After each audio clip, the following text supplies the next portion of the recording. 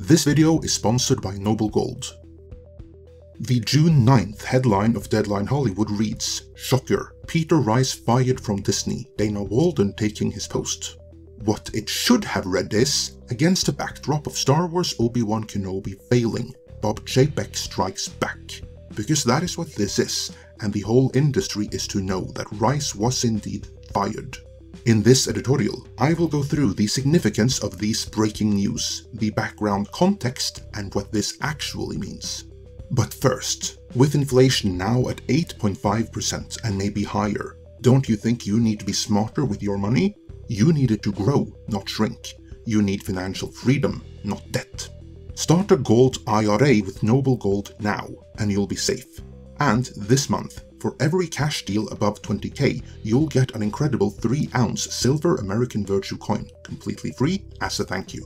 You can't go wrong with Noble Gold. Call 877-646-5347 now to find out more, or visit noblegoldinvestments.com or see our link in the description. With that, let's get into the breaking news.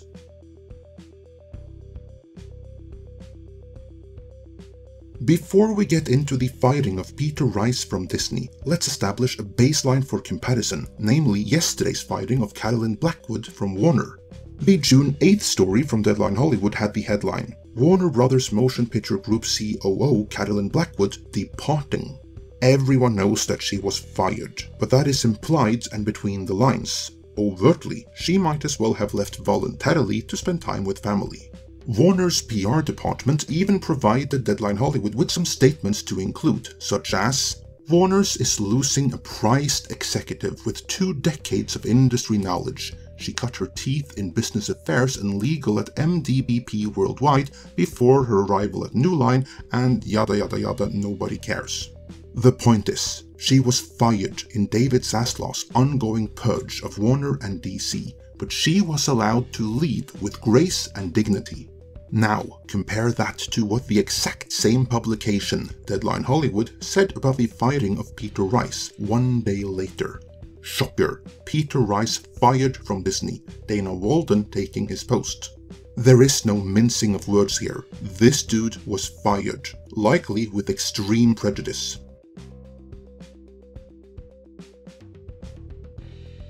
The original version of the story read, "Peter Rice, the highly regarded Disney executive, has been fired," Deadline hears. There are 2 things to say about that. First, it was Deadline Hollywood that added that he is highly regarded, and the reason for that is that he is highly regarded in woke Hollywood. Secondly, when they say Deadline hears, that's code for that they received a phone call from Disney, probably gleefully saying something to the effect of, "That son of a bitch just got shit-canned," because he is not that highly regarded everywhere. After they published their story based on what was probably a phone call, they got an email confirming it, which they added in a later update. But what they never got from Disney was any kind of face-saving statement like they got from Warner for Carolyn Blackwood the day before. No, on this one, Deadline Hollywood actually had to do some writing on their own, and so they wrote. Rice was blindsided yesterday by the move, sources tell Deadline. So were many of his colleagues at Disney who did not see this coming. A bit further down though, the article says something really interesting. Rice had to spend the past few months fending off wide rumors that Warner Brothers Discovery chief David Zaslaw would tap him to run the entertainment business for him. When it was clear that Zaslaw wanted executives to report directly to him, Rice reportedly pulled himself out of the running for that and declined other high-profile opportunities outside Disney, making this a true shock. Allow me to elaborate on that. What Deadline just said was that Rice had plenty other opportunities, but he did not want to report to Zaslaw, and so he decided to stay with Disney. Herein, there is something which was not said out loud. It wasn't stated exactly why he did not want to report to Zaslaw. Could it be because Zaslaw is too commercially driven for him? Well, so is Chapek. Could it be because he would be too micromanaged under Zaslaw? Well, he would be at Disney too, with Chapek's new Byzantine organizational structure. So why would he stay with Disney in spite of all that, all while reportedly having other options? Keep that question in mind for later, But for now, he stayed with Disney despite having other offers, and now that he's fired from Disney, woke Hollywood is in shock.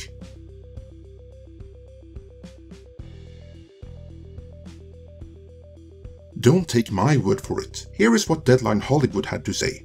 Prominent industry sources are picking their jaws off the ground right now, and the feeling is that much like the "don't say gay" waffle put Disney and Chapek in a rough place, this also doesn't go down well. In other words, woke Hollywood will be in a frenzy.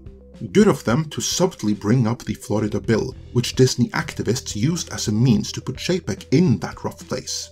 Because this is where it gets interesting. And keep in mind, Deadline Hollywood is an anti-Chapek publication. Speculation is that Rice's transgression, if you want to call it that, was being high in the rumor mill as a potential replacement for Chapek, whose rocky go of things since succeeding Iger has left questions of whether he would be re-upped with the contract up next February.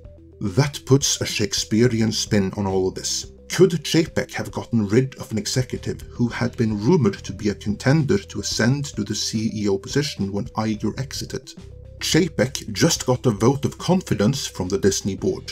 That's code for that Chapek now has the support to do what must be done, which he did not have in the middle of the Disney insurrection against him. So, what Deadline Hollywood is suggesting is that Chapek got rid of Rice because Rice was a potential contender for the throne. Rice signed a new contract just last summer, one that will last several years into the future, so his payout will be a grand one.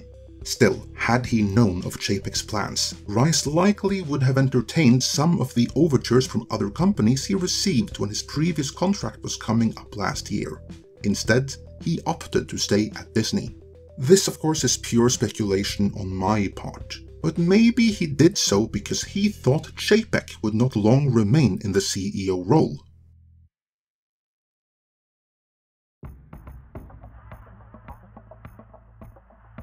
As we have covered in earlier videos, there was a highly organized coup attempt against Chapek, using the Florida bill as the excuse. And I stress excuse, because if it hadn't been that, it would have been something else. The core issue was that Chapek had a stated intention of taking the company back from politically activist to politically neutral, and several prominent Disney executives of ideological conviction saw that as a threat to their mission. And so they conspired against him, creating the Disney walkout movement and the Where is Chapek campaign, seemingly forcing him into a complete and humiliating surrender. I broke this down in a video published on April 22nd, and I suggest you re-watch that. You'll find the link in the description, because it is very relevant right now.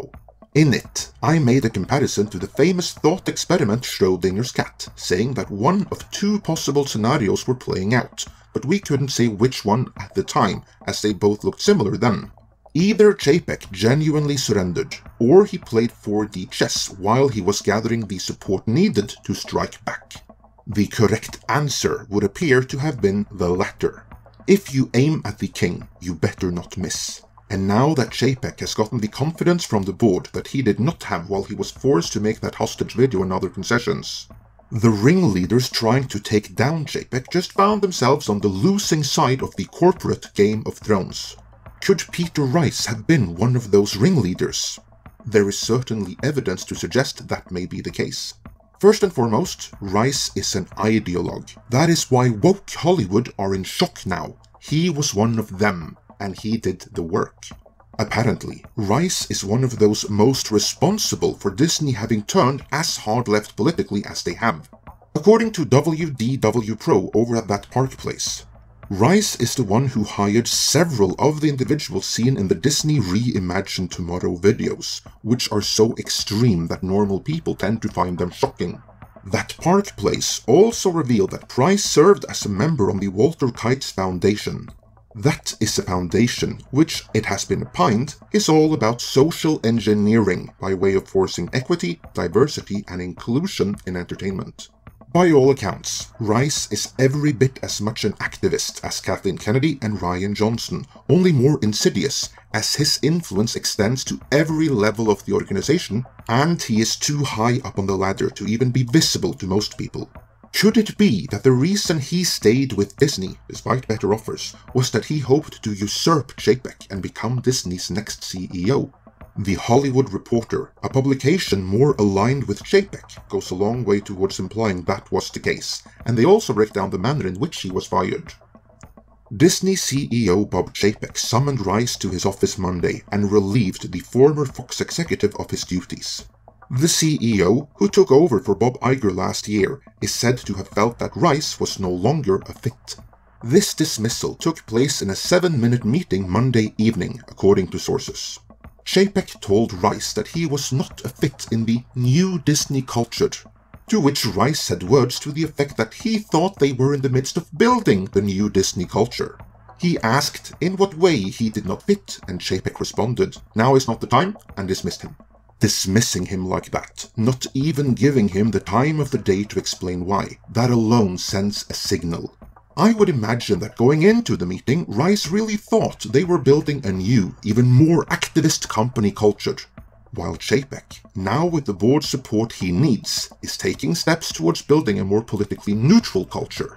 Obviously, someone like Rice can't be part of that, especially since he staged a coup against Chapek.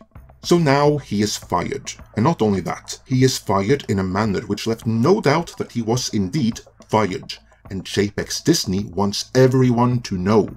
That's sending a signal to the rest of Rice's peers still in Disney. There will be more firings to come, and there will be no graceful exits. You might want to start looking for other jobs. With that, let me know your thoughts in the comments, and before you go, call 877-646-5347 now to secure your pension, or visit noblegoldinvestments.com, see our link in the description.